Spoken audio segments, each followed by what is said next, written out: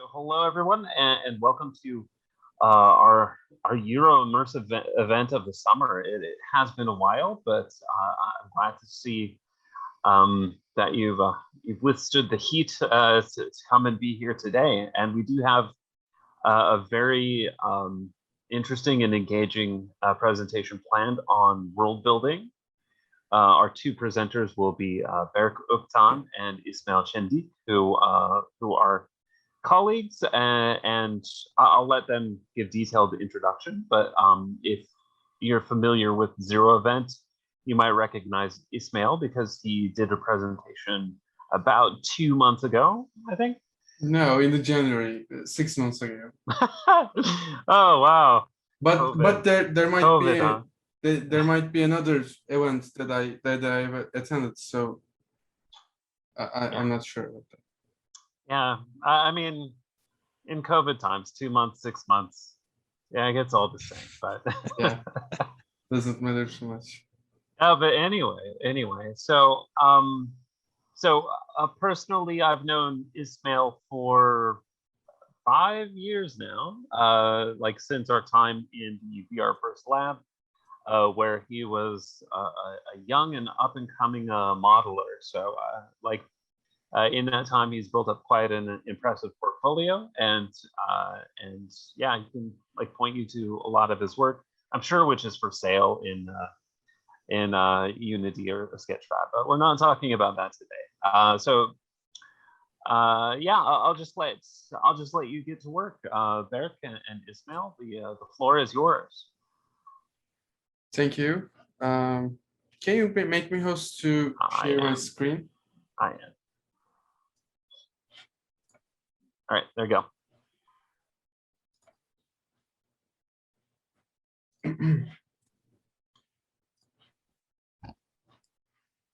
Okay.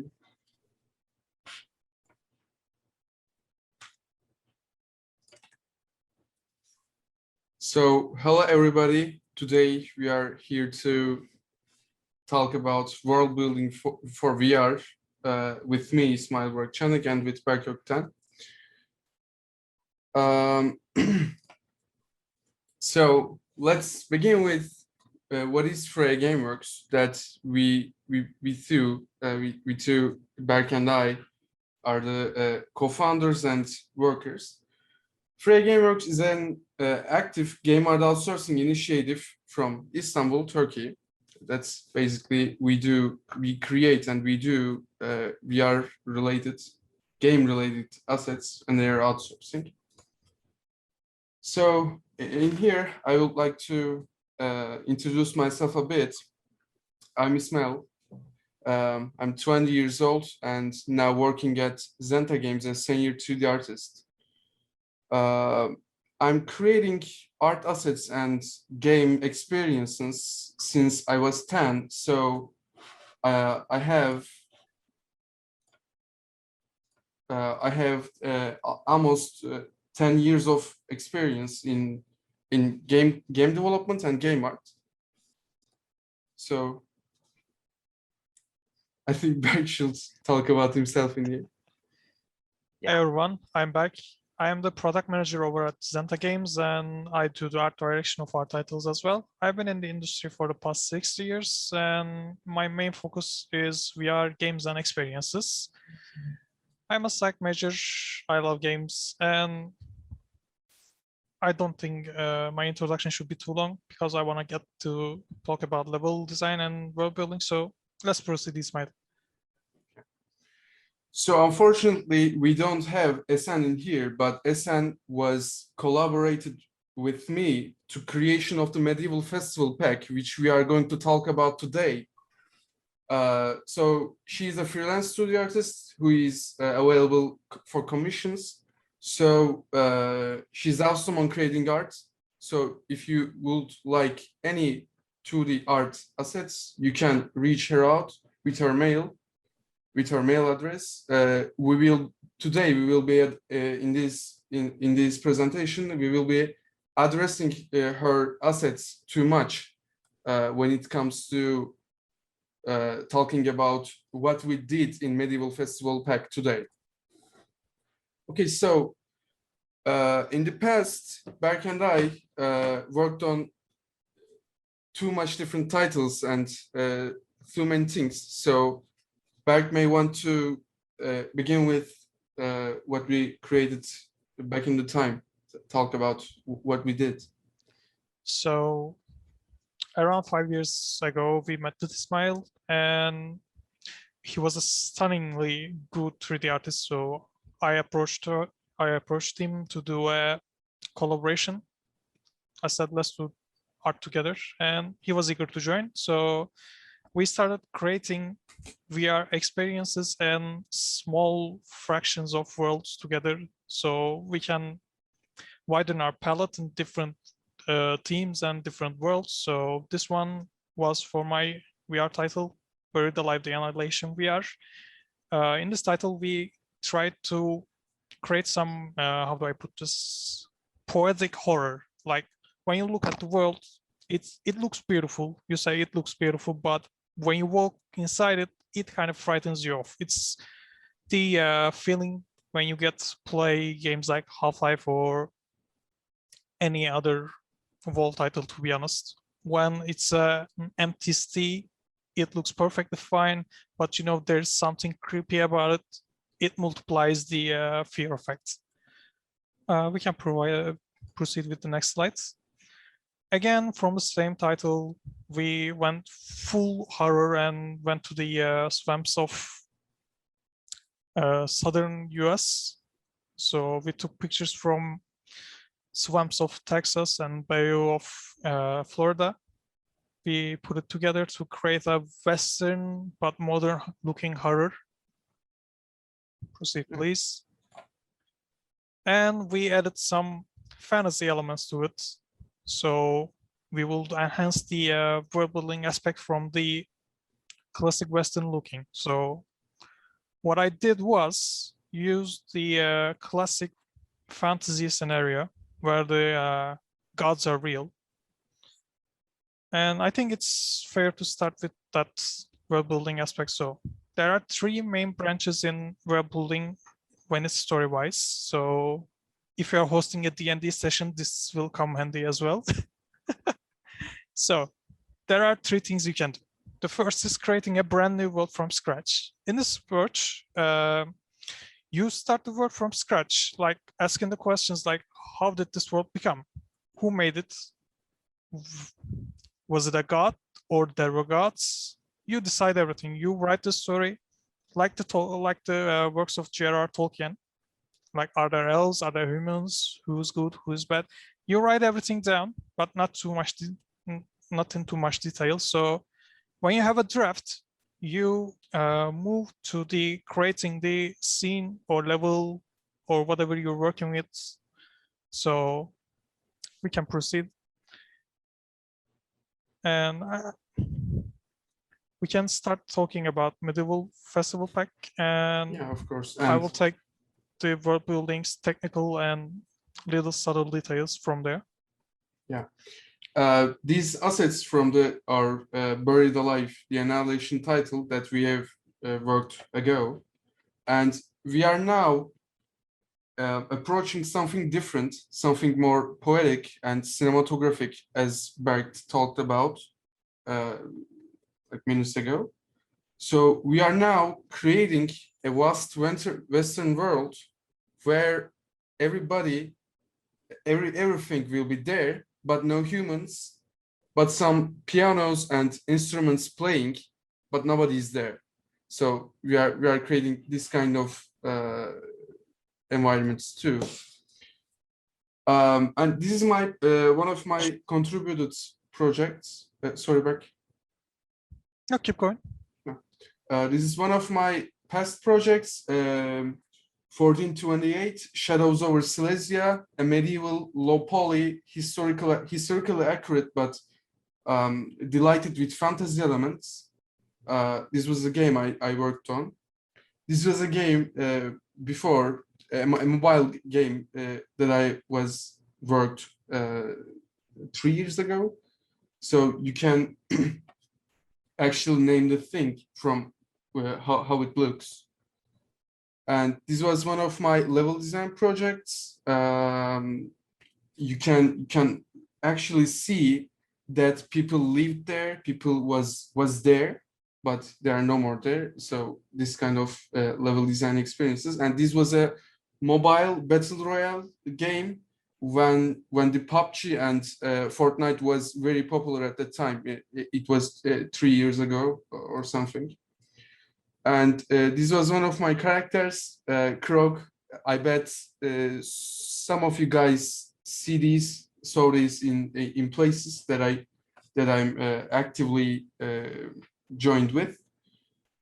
This was a character I created, which Berk did so many art directions on the character itself. And this was just another shot of the character. Okay, so we can start with what is Medieval Festival Pack? Medieval Festival Pack is a collaboration project with Esen, me, and Berk. It is newly started actually. Actually, it isn't, but level designing is just started, and Berk will going to show something about it today. Medieval Festival Pack was targeted to create a festival environment with buildings, tents, stalls, like vehicles, so many things, foods, entertainment places, etc. So it is a full kit of festival environment.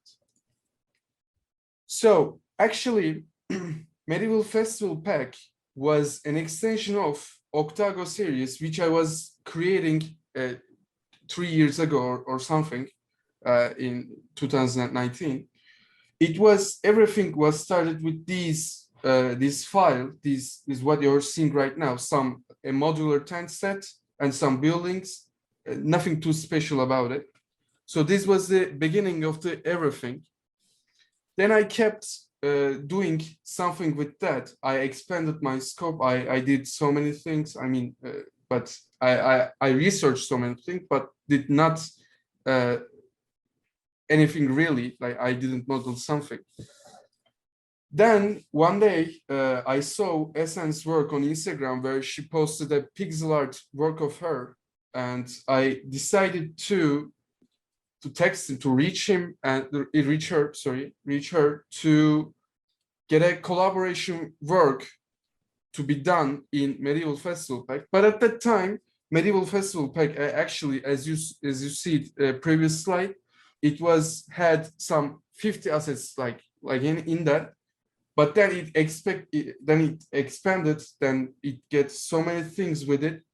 And in the end, we did have 650 of models and 150 individual textures. So huge shout out and thanks for the Esen here. She really helped and expanded the vision of the project. Okay, so what was the pipeline of the Medieval Festival Pack? How you are starting to create, how you start to building your own worlds. First of all, you just need a list and a draft of the assets, as Berk mentioned earlier. You just have to have something that you need to build up the environment. Everything what Berk said is I'm completely agreeing with, and he's totally true. So there is nothing too much that I'm talking in there too. Okay, so for the medieval festival environments, so actually the festival environments, there was something highlighting like vendor assets, food assets, combat assets, and structure assets. So we did classified our assets to that draft. So once we started creating our assets, we did the structure, the naming convention, everything to that list. So we grouped the objects in following pattern: sitting and entertainment stuff, fences and combat elements, vendors and vendor assets, tents and structures, castle kits, decoration elements, nature elements, vehicles. So that was the beginning. That was not actually the beginning of the medieval festival pack. But once we started with SN, that was the pattern that we followed. So for sitting and entertainment elements that we classified, that we have some stools here to sit on, that mugs and plates and beer forms to create and form a table. And we have mushrooms, pumpkins, cabbage, pretzels, pigs, onion, garlics, everything to fill a table. And in here we have some other assets like masks, blah, blah, blah, like trebuchets and gallows to put people there. That was totally understandable because it is medieval. Not because of I'm agreeing with that, but that's totally what was there. So fences and combat elements was another thing that we we need. So we got some water tools, some swords, crossbows, bows, arrows. Actually, there is one arrow, but you can duplicate it later, so no problem. We created a modular combat fence structures, which you can see here. Actually, these all are individual environments, arrow targets, shields. That was what is needed for the combat and fences elements. So we need some vendor assets where we created some sacks, cages, like masks again, some maps, papers, anvils, shop signs, jewelry elements, like wicker baskets, like pots, like wooden boards. For the blacksmith, we need some blades, some hammers, some nails, blah, blah, blah. So that's how we classified the vendor assets. So for the tents and the structures, we created a modular tent set where you can create almost infinite combinations with that. So you can change colors of the, like it is right now red and white, but you can change it later, blah, blah, blah. We have some hay sheds where you are putting hays in the below of them, and some medieval outhouses, which is used as toilets and latrines. So that is completely medieval-esque when it comes to that. So for a castle kit, actually in the beginning, I was more likely, in a way, I was saying that we need a plains ground, a plain where forest nearby, and in the middle of that forest and plain, we should build the festival itself. But then Berk came out and said, we need a castle, we need walls. And I said, okay, so we are going to create a castle kit. That was fair enough, because nobody would like to entertain him or herself within some defense. You know, the bandits may come from the forest and kill you. Why not?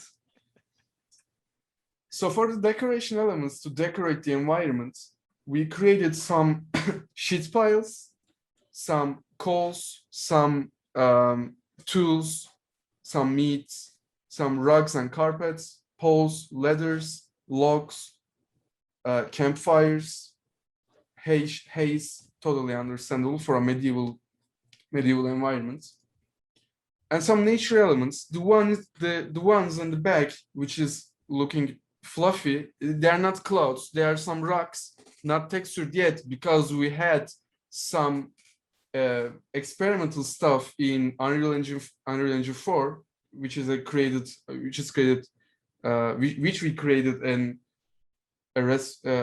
shader for that. So we have some bushes, we have some trees. And for the vehicles, we don't have so many vehicles in medieval era, but we have some wagons and wheel carts. So that's totally for the that was totally fine for the vehicles.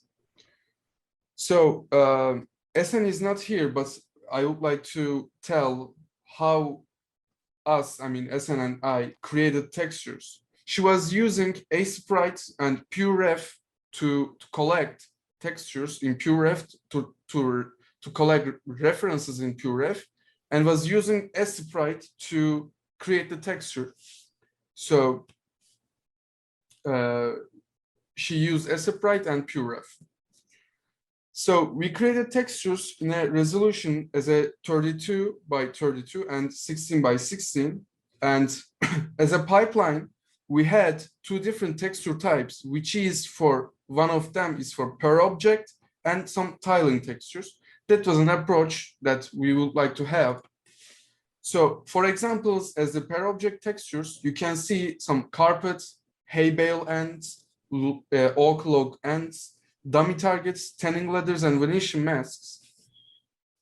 So for the tiling textures, they are basically tiling, so you can infinitely have that. So as an example here, we have some beer surface, bare wood surfaces, wet clouds, candle wax, potatoes, and dirt, which is totally tiling, and you can have it as much as you would like to have.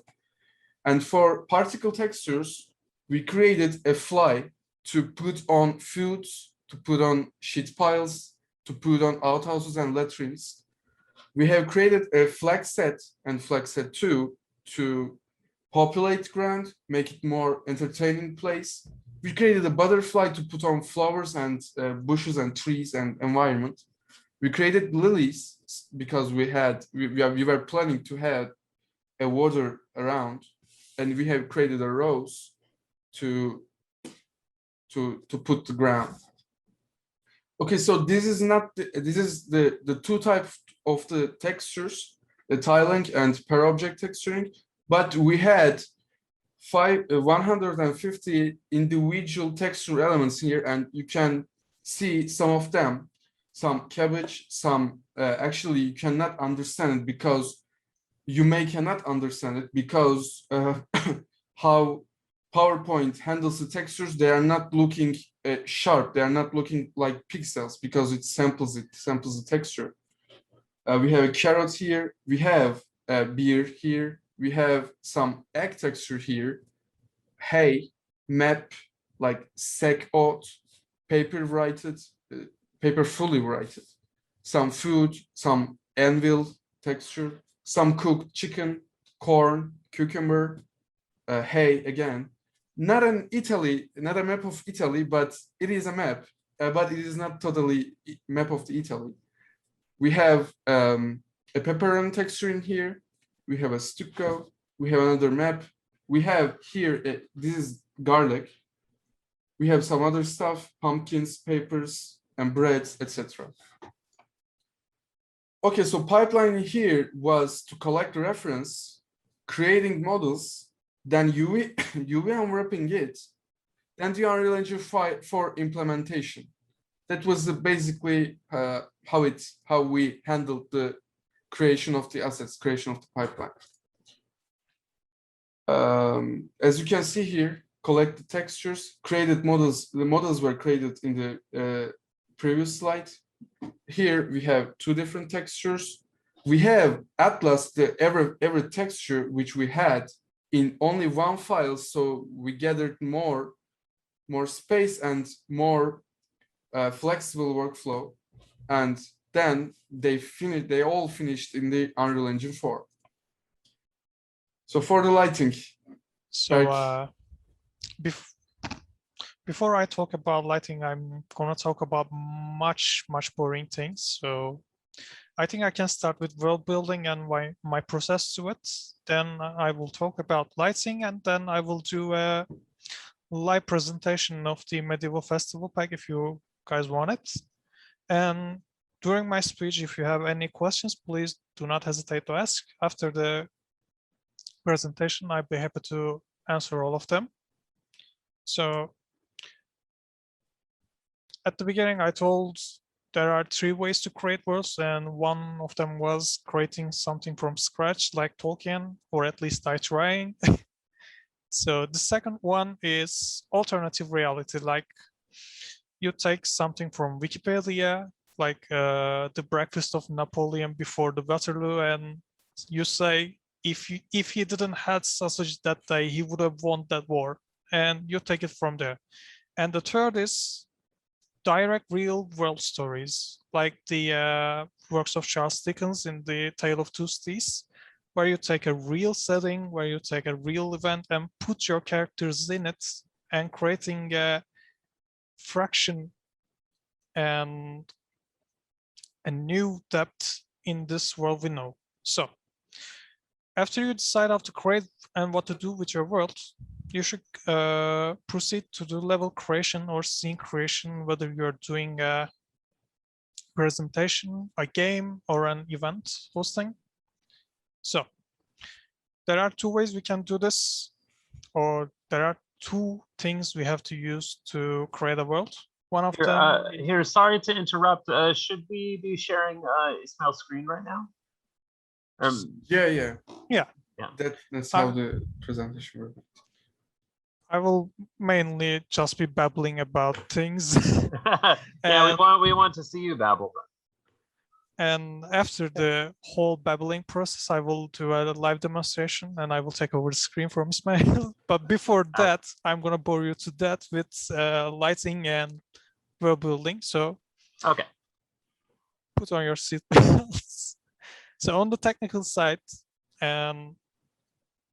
what we do is create a basic and empty scene and fill it with cubes and basic shapes like spheres. And what we do is create the layout of our scene. So if I want to make a medieval city, what I do is I go to Google and literally type medieval city layout, then enter. And the first probable thing I will get is map of Florence, which is a circular city with a beautiful river. So I take that layout and I'd say, okay, I want people to be on this side and doing this here, and on this side doing that here. But this is a medieval festival pack, so everyone have to be in the same place. So what I did, I deleted the river from my mind and opened up an empty scene. I put down some cubes and okay, first vendor, second vendor. And you can do this by iteration. I strongly suggest you to do that by iteration, because this whole process is you doing something and you not liking the thing you do and deleting and starting from scratch.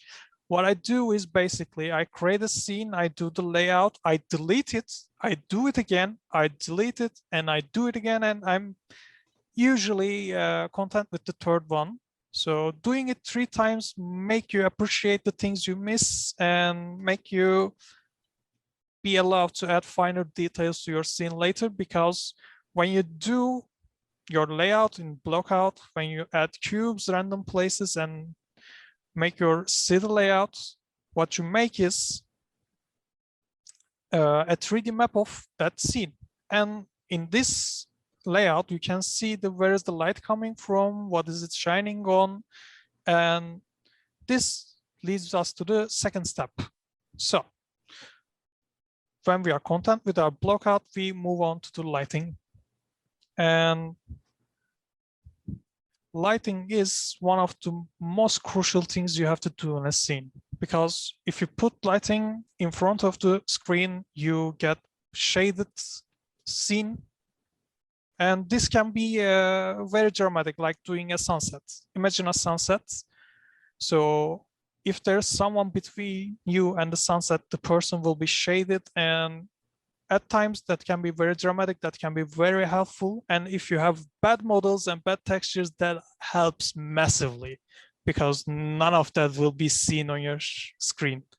It will be shaded out. But in here, we are creating a festival, so there will be shiny things, there will be food, there will be partying, there will be meat and music, and there will be shooting bows. So what I did was sacrifice the half of the city to shade and lit up the other half. So I think I can start explaining this photo right here. This is a reference photo. So about 2 months ago, I started working with real life lighting situations, and I wanted to tackle this problem. This is a beautiful image. There is a red poppy in the foreground that looks great. There are some vases as the second focal point, and the third is background. There are some ruins. But as you can see clearly, this is not a great image, but it's a blueprint of a great image. So can we move on to the next slide, Ismail, please? The other one. Why I can't? It's all right. Okay, the both are the same. Duplicate. Okay. So we had a pic here that looked horrible. So imagine this scene, imagine this pic, and imagine this having a horrible light. So I'm gonna talk about the process of creating this image from the reference. What I did was I wanted to make the poppy flowers be the main focal object of the scene and nothing else will be seen. So what I did was, at first I put the sun behind the poppies so it will directly shine on it and the poppies will be lit beautifully. But the problem was everything was lit up beautifully and you could see everything, and that didn't help to make poppies the main object of this image. So what I did was I reversed the lights and created some shade, as you can see on the background with the ruins.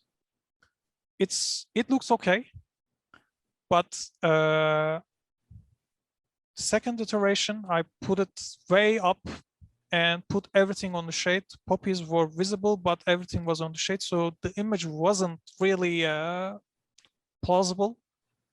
And at the third iteration, the image you see here, I managed to put the sun in a certain spot that made it shine through the leaves of the tree and above it. So it will make the reverse light effect on the tree, background tree and the ruins and beautiful lit flowers. And it allowed me to use a beautiful bokeh effect on the background, as you can see around the leaves of the tree, like hexagonal parts of light. So as just like the level design process, the lighting process is a 60% at least iteration. So don't be shy to play around with the lighting, because lighting is literally one of the most important things you can do in a scene. Because you can have the best model, you can have the best texture, you can have the best technical things, but if you do not lit it properly, your scene will look disgusting. So take your time when you're doing lighting. Don't be discouraged if it looks bad at first, because it will, and just keep iterating till you get a satisfying result.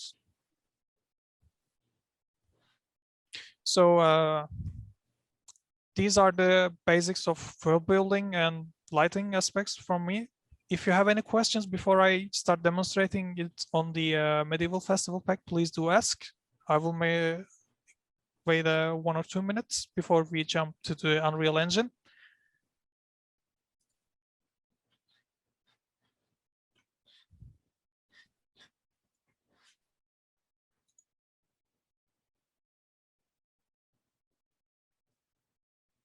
Also, I'm gonna drink some water.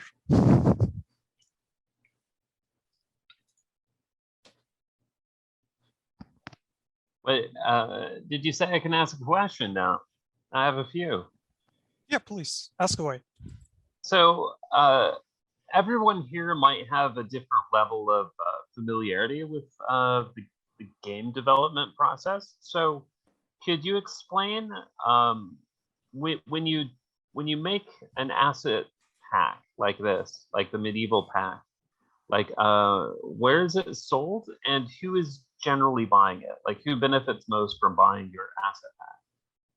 So Medieval Festival pack, in its specialty, it's a stylized low poly pack, so it goes great with PC and mobile games because it's fairly optimized as in vertex count and it's bound to a single texture atlas, and it makes a great opportunity to game developers to grab it and create something of their own just by dragging and dropping, because everything related to optimization is handled beforehand. And where you can find packs like this is the you can take a look at Sketchfab, you can take a look at Unity Asset Store, Unreal Asset Store, but luckily for everyone here, we will be giving a Medieval Festival pack free for everyone today. Nice. Yeah. So you can just take it, drag it and drop and create your own worlds.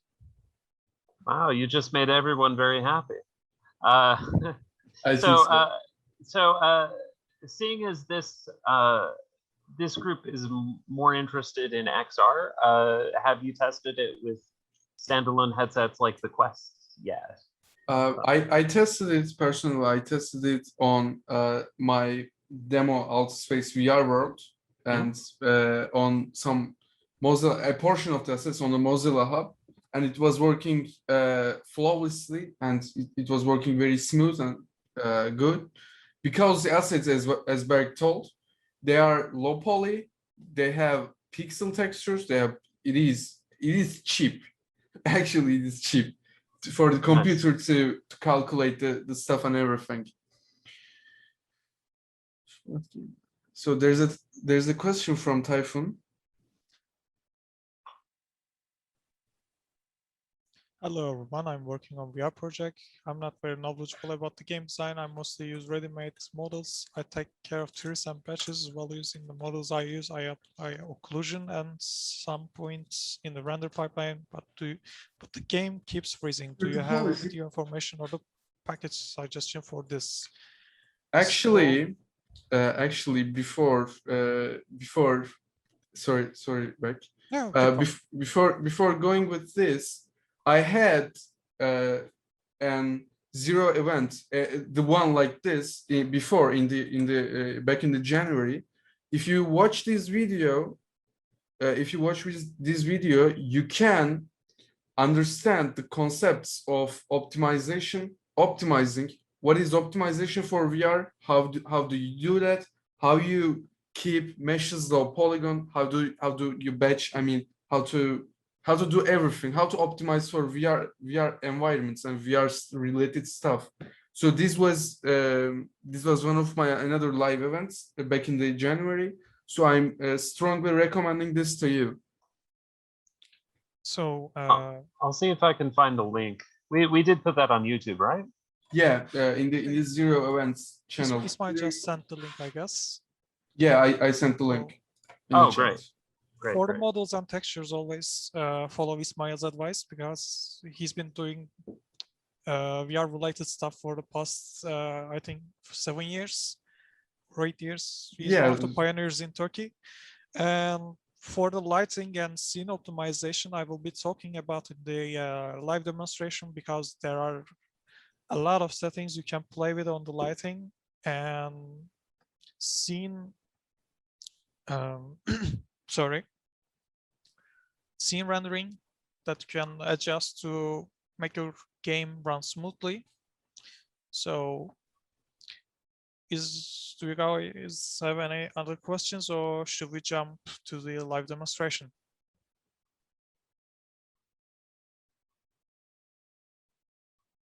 I think we're ready. Okay. Can I take the host? You are the host.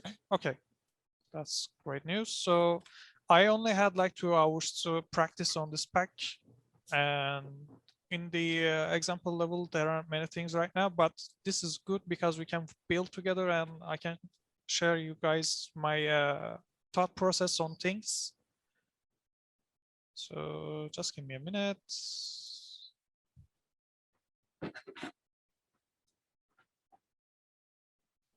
Okay, can you guys see my screen right now? Yeah, we do. Okay, great. So this is our steel layouts. As I said, I only had like 2 hours to create this, and it's kind of showing how good the assets are, because this scale in 2 hours is kind of impressive. So props to Ismail. And let's begin with the optimization first, I guess, because that was the last question. So this is running at, it's capped to 60 right now. It's running around 90 FPS on my PC, but I'm pushing this pack to its limits because there are volumetric clouds, volumetric shadows, volumetric fog, and there are multiple light bounces. So probably your scene is like this. And if you have movable or if you have stationary lights, that will hurt your performance. So how to optimize your lights? Let's begin with, and I'm assuming you're using Unreal Engine 4 or 5. Let's start with our directional light here. In our directional light settings, when we go down, down, down, down, we have light shafts and light shaft bloom. So this is the effect around the sun and around it and around it. This is basically creating a gradient to fake a real looking sun. So if I take this out, you will see that it's not that good looking, but this takes around 10% of performance. So if you are shooting photographs, using these really help you. But as you can see, the values for bloom is really low because bloom in Unreal Engine is crazy. Let's assume I set this to 1, and as you can see, it ruins the scene. So try to be subtle with these. Try to be don't overdoing it. And the other settings we can do here in the world settings and in the light maps. So this is for non-movable baked lighting. So what does this do is multiplying the minimum Unreal unit to the calculator of the SWAN, the light agent of Unreal Engine 4. So when we increase this, like say we make it to 4, what this does is it multiplies the unit of the Unreal Engine by 0.25, and it saves memory on your RAM, it saves memory on your GPU, and it makes the performance on, especially on mobile devices, a lot faster because you can use that saved memory in elsewhere. So another thing is undirected light bounce. So what does this do is it takes the directional light, it casts it to ground, it bounces it off, hits it to sky, and from the sky hits back to the earth. So this is mainly working with the skylights. Let me show you. So as you can see, there's smooth and not fully black shadows here because the skylight is casting its color. It's the sky's color to down to our ground. So if I take this one out, and say affect world here. By the way, hiding the skylight doesn't affect the scene on Unreal. So if you do and well, nothing happening, that's why. You have to come down here and untick the box that says FX world. As you can see, our scene is, well, ruined. But always use the skylight to lit up your scene because this is the natural looking shadows. There is no shadows in this world. They are fully black like this, or there are no light bounces, there are no resemblance of the sky in the ground. This is totally unnatural and bad looking. And also using a scene like this, after creating something like this, you want to give it a punch. So you started to add more lights to scene and it breaks the performance. So what you do is you keep your skylights, you give it some intensity value. I wanted this scene to be bright and colorful and vibrant, as you can see from the really green ground. So I made it its intensity 2 because at 1 it seemed kind of dim. We can see it on this roof right here. So 1, 2, as you can see, it darkens a little bit. And I wanted a bright and colorful and happy place because this is a festival and lighting is the really carrier of your team. So if you want a strong team, you have to have some lighting matching that. Also, I tweaked the wrong setting. Okay, there we go. So what we learned, we close off the bloom settings from our directional light or our post-process volume. You can turn on and off the bloom at the post-process volume as well. So let me show you. When we type bloom, you get a bloom here as well, and you can add extra bloom on top of the another one, as you can see.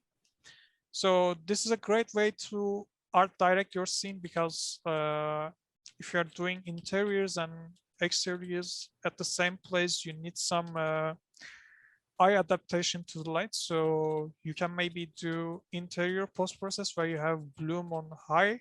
So when you look outside, the sun is really bright, and you can set the auto exposure to something low, like 1.4 is for exterior, because I'm working mainly on exterior. But let's say you are looking out this window to sun from right here. When we set this to something low, as you can see, it does the eye adaptation pretty well. It's a little bit too much, but you can always art direct it like this. This is more of a natural look. So let's turn to our exterior. As you can see, the difference is drastic. So another thing with the post-process bloom is convolution bloom. This is a very highly pricey way of doing bloom. This is volumetric spheres on top of another, and it's casting light onto it, and it's recasting it back. So it looks amazing, I must say, but it is really, really, really expensive. As you can see, our performance is dipped around 40%. So let's see, 25 ms, 24 ms, and we go back to, and it's 19 ms. So these settings you must be careful of, but if you're taking photos, rather than putting people inside, you can do it. Like, let's say we're gonna do event cover photo. So this looks fairly okay. But when people are inside the actual place, don't use that. So I hope this helps with the optimization of your lighting. And if you have any further questions about the settings I play around or anything else about lighting, feel free to ask during this demonstration. And if not, if you don't have any questions, we can begin on world building in VR in the scene. What I did to do some world building aspect, what I did to add some story to the things we see here, and we can take it off from there.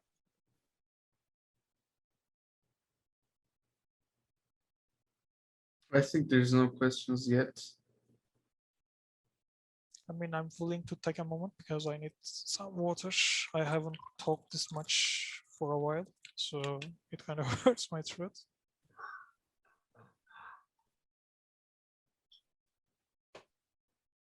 Okay, if there are not questions, I can begin with world building. So let's start from outside and move our way in. So this is not world building. This is just a castle with some houses.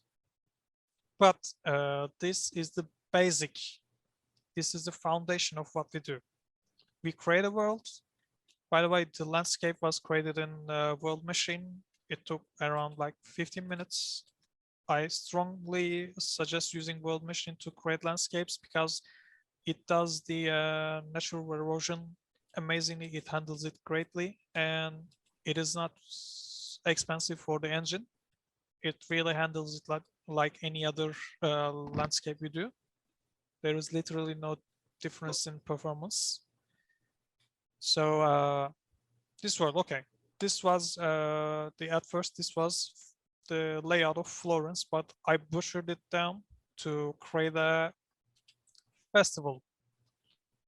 And what I did was I first put down the city's walls and said, okay, this is the city I want to make. I wanted to have some verticality so I can take high shots. I wanted to have a great open district so I can put down vendors, and I wanted to have a big town square so people can meet.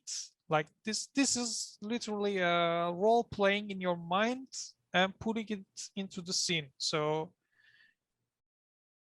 one of the most important things I learned about world building in levels is the saying devils in the detail is not a correct saying. Devil is not in the details, guys. Devil's in the subtleties, because when you create a level, when you create a scene, when you host an event in a VR world, people do not come back for the details. People come back for the subtleties. People come back for the things they can relate to themselves. So what you do is you take a big story and you fraction it to chunks and you spread the chunks all over your scene. So whenever people are moving inside, whenever people are taking a look at it, they can find something that fits the grand theme of your scene, and it's a little interesting story. So in the 2 hours I had making this scene, I put up a food table, a lunch table for taking a photo for the poster of this event. So imagine yourself moving inside a medieval festival, someone hosting a great event, someone here talking or playing a lute, people over there shooting their arrows with bows and crossbows. You can interact with the world. There is really some alive aspect to it. And you come down to here, there is no one here, but you see there are food on the table, there are some fruits baskets, and some pig is ready to be cooked, some cauldrons, maybe they have something to eat. And the first thing you see is someone was here. So your brain does that. Someone was here. What did they do? You take a look around this table and you see there is a map, there is a blade stuck onto it. So you create telling yourself a story. So maybe there were three guys here, they were eating, they were talking. They had a plan about a map, and it seems like conquest because there's a blade literally sticking into a map. So if you're in a medieval world, you probably like medieval worlds and you probably like adventures, and this draws you to it. So you see a story here and you tell it yourself. This is not throwing all the assets we have here onto the scene and making it look full and overwhelming. No, this is creating a subtle little story in this world. So people who like this theme can come, take a look, appreciate it, and find it relatable for themselves. It's always these little things. Maybe you can hide some Easter eggs. Maybe you can tell a literal mini game story like take this blade, go up there, find the armory, and etc. It's really up to you what you want to do in your medium and how you want to do it, but not adding too much details and adding subtle little stories make people tell stories to themselves, because this is how our brain works. If I haven't mentioned, I'm a psych major.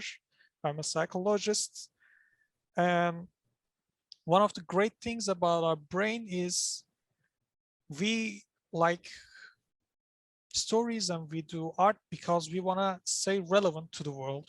We want to be told, we want to be known, because the only way we can survive is finding common ground with each other, and stories are the best way to create this common ground. If there's a big bad wolf that can make everyone hate it, you can group up with people to fight it. This is a common ground. If you have some tragic event, you told people, they help you, they take you on an adventure, or you take them on an adventure, this is a common ground. So what you do in world building is creating little common grounds for people, little subtle stories, so they come back. I'm gonna steal a quote from the Westworld. the character Dr. Ford says, let me remind myself first. Beethoven, Chopin, and Mozart never died. They simply became music. So they are not forgotten. They found the ultimate common ground. They live in our brains and they are relevant to us because what they create is beautiful and we want to find something that is beautiful. So what you do is you do not die, you become your scene. Maybe a little over dramatic, but that is literally what our brains do. So if you have any questions about the world building aspects in VR, please ask right now. And if you do not have any questions, I'm going to do some level design. I'm going to add some props to the scene, and I'm going to talk about my process in doing so. So if you have anything to ask, please ask away. I can ask a question. So, Yeah, sure. so in finding artifacts for a specific theme, like a medieval theme, does it take any amount of research? Yes, it does, because creating a story from a real world space is always more relatable to the people. And the other really opposite side is also applicable, as we can see in the works of H.P. Lovecraft, because the little tentacle monsters living in the dark is really far away from us, but it connects us with the fear of the unknown. So you can do the exact opposite, but you can do research, you can do look up things and read books about what did people do in this era, how did they live, and how did they entertain themselves, and take these ideas to work and put it in your scene. And then you can say, okay, this works with my world, this doesn't work with my world, so I can take this out, take this in, maybe modify it to be a little like this, and gamify it, like shooting arrows, or I don't know, play fighting. All right, thank you. You're welcome.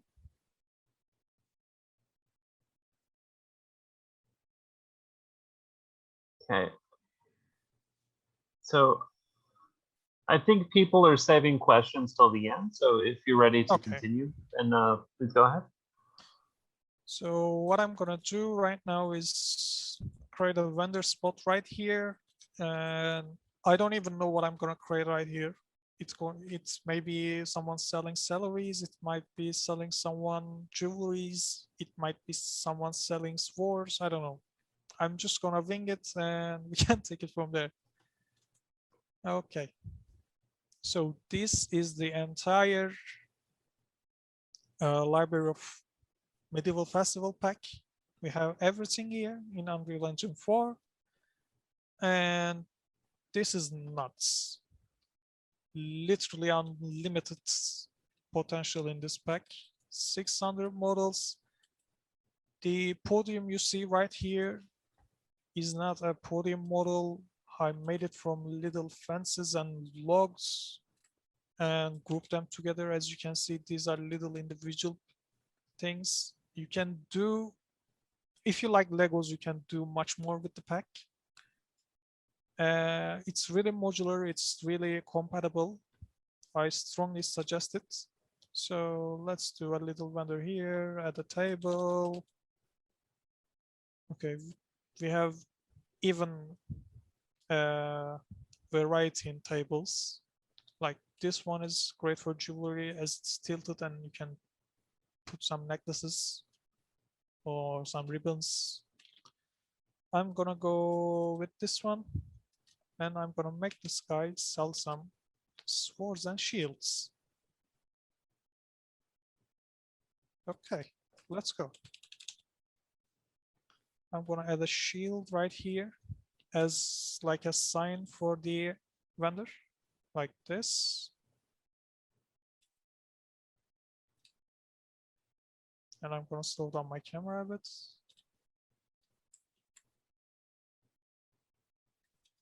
We put this in for that little bit. I might go silent in this process because it needs utmost attention. And if I go silent, please let me know. I'm gonna add some swords.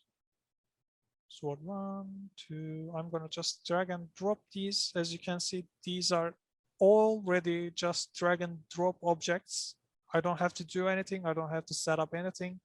I just take them from my content browser and literally drop it on the scene. So I'm gonna put these swords and take this a little bit further so I can put up a stool here for the vendor. Of course, pull the swords a bit higher so they don't stay in the table itself. And a bit more. Okay, so let's place them. So like 2 long swords, 1 bastard sword, 1 claymore here. Yada, So, yada, yada. so while developing, while putting the stuff together, you should think like as if you are the vendor of this table. So you should have simulate the world in your brain, and make your brain your instrument when it comes to level designing. Am I right, Berk? Of course, because if you simulate this in your brain, as I told, it creates the sense of something happened here, something lives here, someone lives here. It creates the suspension of disbelief, because if this looks relatable to you, if this looks real to you, then it is real. Because as I said, this is how our brains work. I'm gonna tilt this like that. And there is a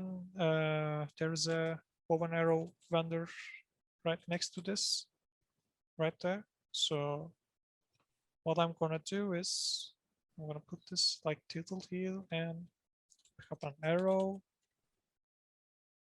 Maybe someone came over and tested how good the shield was. As Ismail said, simulate in your head, tell yourself a story and put it in your world. Like someone came over, tested his shield, and it passed.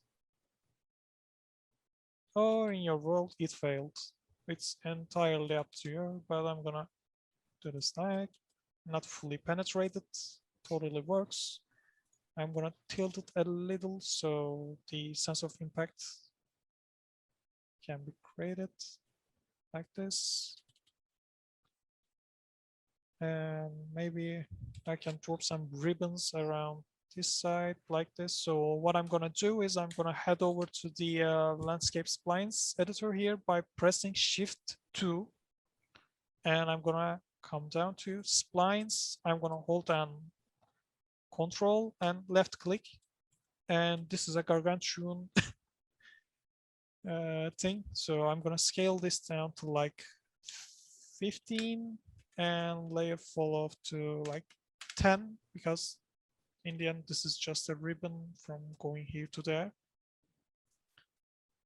And side fall off will be gone completely because I'm not going to be altering the landscape itself with this. So what I do is place this here, Control left click here to create a spline, as you can see. And I'm gonna pull the other hand here and rotate this to be look like a rope. Pull it up and add our ribbons from the segments tab. We go to segments, we go to spline meshes, we add an element, open this up, and add our mesh here. Okay, they are not named ribbons. It is named as flag. Yes, they are flags. So I'm gonna pick up blue flags as these are blue. And it looks like this. So what do?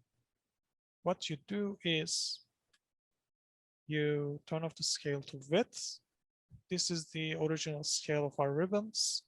And we change our forward axis from X to Y, and bada bing, bada boom. We have our ribbons.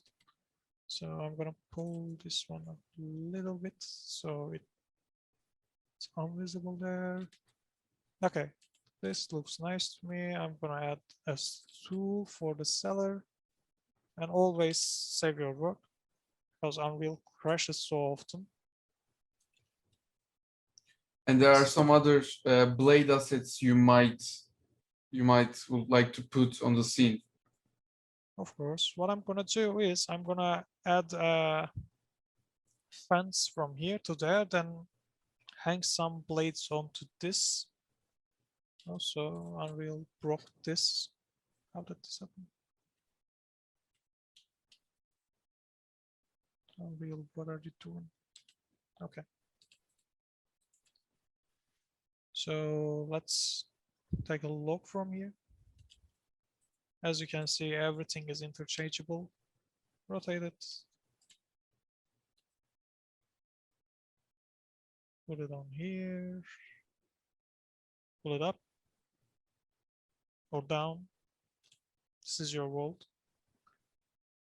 I'm gonna do it like this. Maybe you can use another fence as well. There are really too many options in this pack. Yeah, there are. There There are are- probably better fences, right, Ismail? Yeah, actually, this one you are now trying is just created to create, just created to build a combat scene. So they are modular. So you may would like to go with poles there. There are some pole assets. You can go with them, which may look better Yeah, for the scene. And they have the same color. Yeah, this is much better. As you can see, this pack has options in literally everything.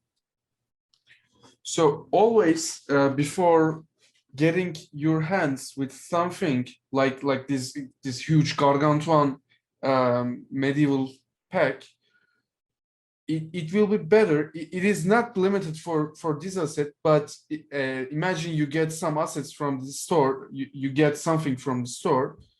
They're always, not always, but often they provide some overview scenes which they are actually putting everything next to each other to showcase the assets. So this pack has an overview scene for two. So you may can it will be better if you get there around too much and understand what's going on, what is what, and what is my options, because you are fully filled with options in here. So it will be better to always get now what the asset and what it offers, what it has, etc. What is basically saying is be better than me, go check your inventory, what's there, what's not, then work that. So I'm adding some little details here, but as you can see, this is from the gallows, so I don't want to kill someone with rope, but I'm going to try to hang something here. Maybe I'm gonna take a blade. Maybe this is tempering. I'm gonna take this. You may can put some grinding wheels in here too for repairing assets, anvils which you had already. Yeah, I'm aware. I'm not that lazy. Come on, I looked at this. I'm gonna take this over to this side and put it down like this. And I'm gonna pull the rope to this end because this is physically not possible. Okay, this may actually work. Like this, like this. And turn it like this. I don't know why would you, or why would anyone put a blade over like this, but it's filling up a scene right now. So we're going to go with this. Put it like this. Maybe someone is grinding this, so. No, you should grind. Okay. So like to stabilize it, put it like this and grind it. And the handle is this side, so we should be close to the stool. Also, we can add a little extra stool here and up another one because I know there are many. Yes. I can put up a stool like this. So let's say this guy is creating a new sword. It's grinding one right here, and there's another one finished. It's ready to go. You can buy it. It's fresh, it's new, it's right here. So little things, and they add up. You can add a barrel and you can put a spigot on it. So once the blacksmith or the vendor guy in here is get thirst, so he can drink from the barrel. So, like simulating. You are working too much. You are working with your arms. I mean, like blacksmithing, etc. You need this kind of stuff.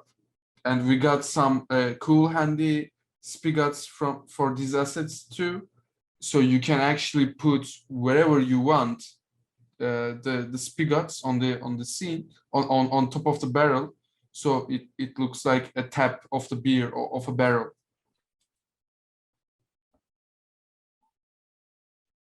Yeah, sorry, let's only take a couple more minutes so we have some time for questions as well. Bye. Yeah, sure. We can do that. So this is a little demonstration of the pack. As you can see, there is a huge amount of variation to the things you can do. I mean,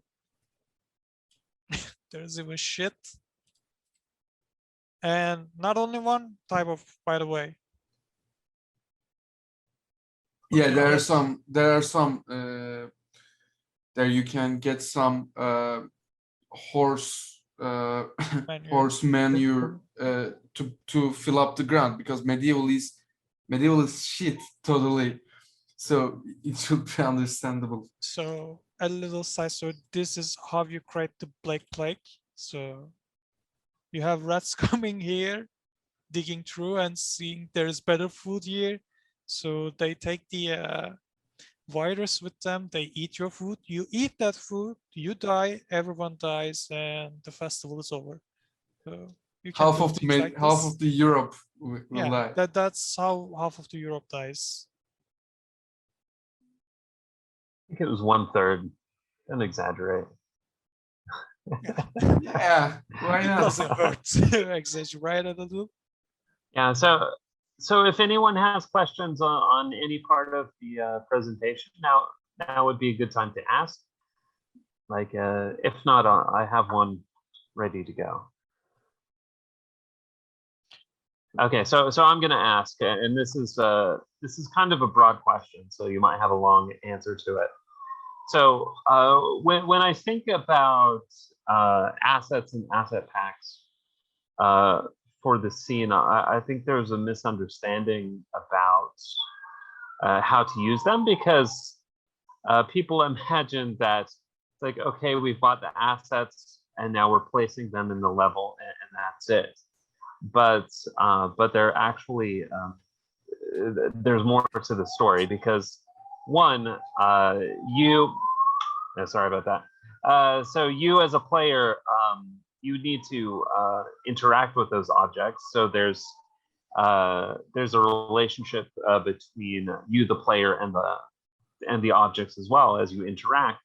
But also when you think of games like Zelda Breath of the Wild, which has a very high level of interaction between objects. Like, you have to think of how they interact with each other, and not just spatially, but like what actually happens. So this is a very long way of asking, like, what do we need to do after we've had the pack and we've placed our objects? So what are the next steps? Because there are more steps, I'm sure. Yeah, obviously. The next step is making everything in your mind work. So if there are bows and arrows, people want to shoot them. If there are swords, people want to swing them. So you make an item lists. So what can the player interact with? So we have food, we have war elements, we have siege weapons, we have the castle, we have indoors, outdoors, interiors, exteriors. So what you do is make up an item list, So this is interactable, this is not. And place it around your core gameplay. What you do first is you create your core gameplay. So let's say this is a bow and arrow focus game. So you shoot arrows, you take down targets, you move on. So what you do first is you do the bow and arrow, you perfect it, then you move on. What can I shoot with this arrow? So obviously static targets, you add them. Or you can have trick shotting. Maybe someone throws an apple on you, you shoot it midair, things like this. You have to think what can an arrow do and what can it interact with. So you starting adding layers, like obvious ones, less obvious ones, subtles. Oh, I didn't think of this once.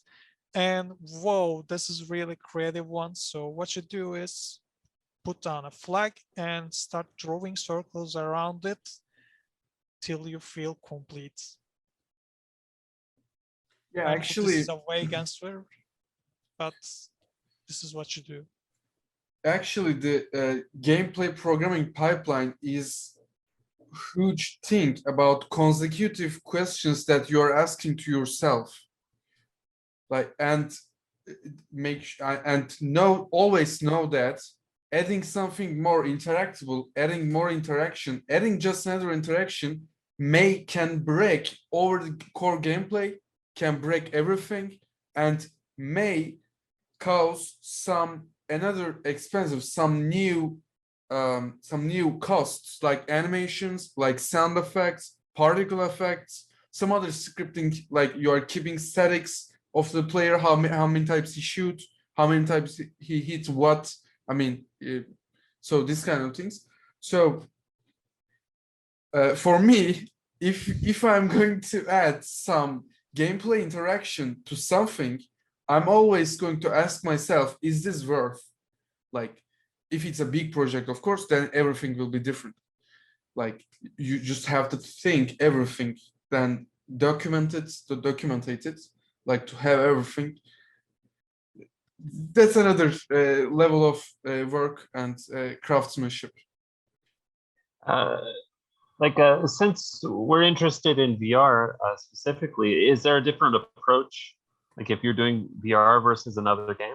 Like I'm thinking specifically of games like Job Simulator, in which like all of the objects are able to interact with each other. So actually, I did in simulator. Yeah. Most of you guys know my project. Actually, in simulator, there was a set of things that I planned set of things that can be interactable with the player. Like in the job simulator, you are doing something in place that you are doing. So in there, the interactable. I'm not, of course, I'm not sure about is this going to be an answer to your question, but what is my experience? What I have experienced is that the interactions need to be correlated to the gameplay. So making everything interactable always is a good thing, because you have a mission, you have a target that you want your player to do something. So in simulator, you can open barrels, there was spigots, you can open, close them, you can cook food, you can cut bread, sorry, you can cut stuff, and you can do the thing. But I mean, you cannot wiping your bucket with some cloth. I mean, you can wipe your mug with a cloth, with a piece of cloth, but you cannot wipe. You can actually, but there's nothing happens when it comes to gameplay feedback. So as I mentioned, as I said, it is consecutive questions and answers that you are asking yourself. Is it worth? That's Also, actually the answer. If I may add, you have to put your player in an invisible cage always. Let's say players in this room, in this house, doing something. Players have to do the thing in here and nowhere else. So if I'm in an office, if I'm playing a job simulator, I have to do job related stuff in this scene. And if I'm taken out here, this will be another invisible cage where I do something that I can only do here.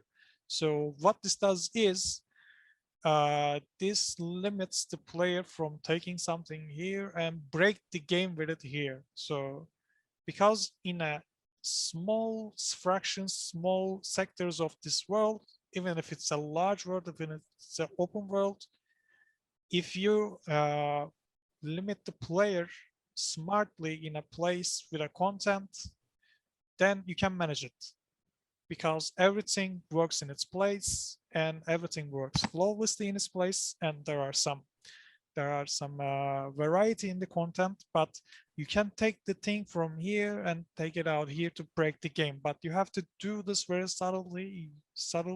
You have to do this very smartly, because if the player of course in VR is allowed to physically pick up this item and move outside, but if you're stopping him physically, this is not good game design. But Yeah. if you have this item here in VR and when you try to move out with it, there's someone that needs it, there is something that needs it, there is a gameplay element that requires this, so you have to give it to that. You give it, you move out, that content stays here, that is your experience that stays there, and you have a new experience, a fresh content right here. So what you do is you create sectors and you create the gameplay around it, inside it. Yeah, and to developing, I mean, I was once attempt to create a magic-based, I mean, wizardry theme and open world mind in a game. I created multiple zones where player can interact. As Berk said, you have to chunk your world. You have to make your world zones. I mean, you have to make it more grid based, not the visually grid, but you have something classified somewhere, and this belongs here, this belongs here, to make it more appropriate. And in the end, every inch of these worlds, not the every inch of, but of course, but where we are rendering things, will be going to be filled like that table. Can you show the table again, Berk? Yeah, of course.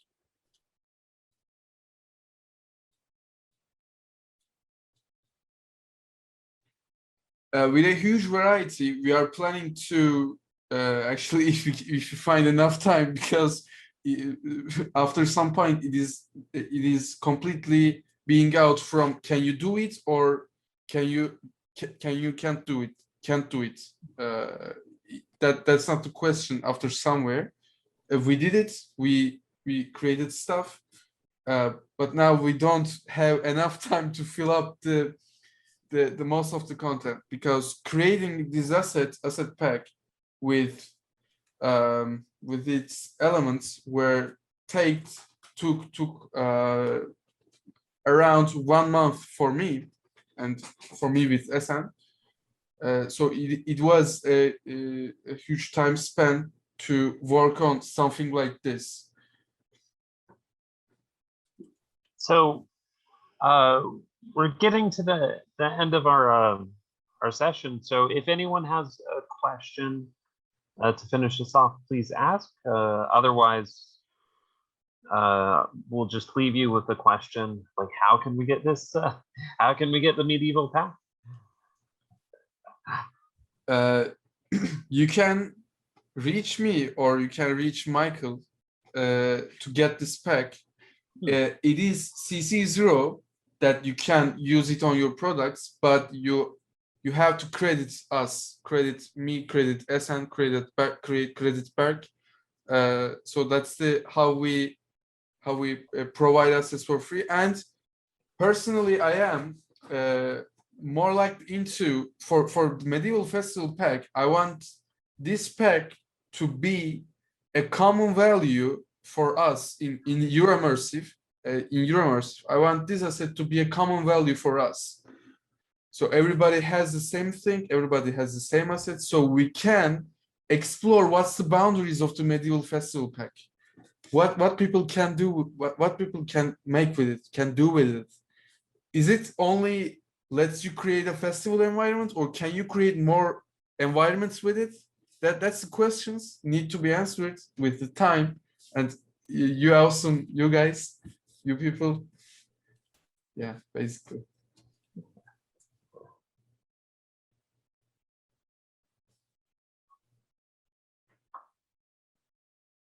Okay, so what's the best way to get in touch with you then? Like for those who aren't already. Yeah, and by the way, thank you, Oytun, and thank you, Seher, for your kind words. Really appreciate it. Yeah. Thanks. Ismail, maybe you should post your email address in the chat. If people want the pack, you can provide it. Okay, well, Berk and Ismail, thank you for going into such detail on like the process of building assets, and then like how to integrate them into your world. I'm sure I'm sure at least some of us are ready to start building, like to take you up on the challenge of seeing what can happen, like in a medieval festival. So I know that I will personally use these. so no, I much appreciate it too. Thanks everybody. Thanks for welcome. Thank you for having us here, and so, I hope I didn't bore you.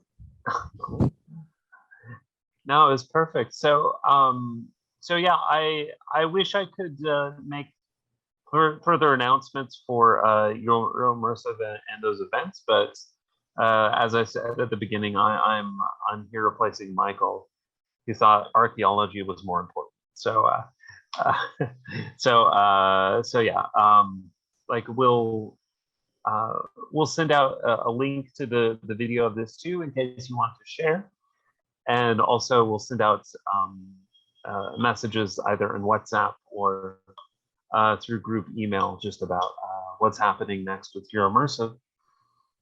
But yeah, just thanks everybody.